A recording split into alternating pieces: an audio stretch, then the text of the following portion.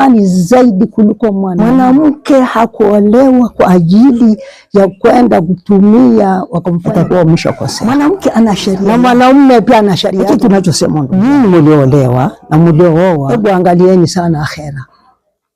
Naam, akhera ni nini? Akhera ni kuweza kumwogopa Mwenyezi Mungu, tumkafanya vile alivyoamrisha Mwenyezi Mungu kule akhera. Na kama mtafanya hivyo hamjafaulu bado. Sisi ni watu wa kuondoka, hakuna tuwabaki. Sasa na utumaini akhera. Na akhera haitaki mambo mabaya na mambo mazuri. Kuna kina mama waume ndio waume zenu, lakini kuna sheria. Mna akisema kwamba usitoke kwenda sehemu fulani na wakaenda kule, mnao unaandika madhambi. Sasa ni hiari yenu kama mtafuata haya, haiwezekani. Mna akisema njoo haraka, hata kulikuwa nafanya nini, nenda kasikiliza yale aliyoambiwa. Ile tunasema tu, siwezi kusema mingi sana. Inataka naomba dua tu, Mwenyezi Mungu ajalie sisi wote tuache dunia tuende akhera.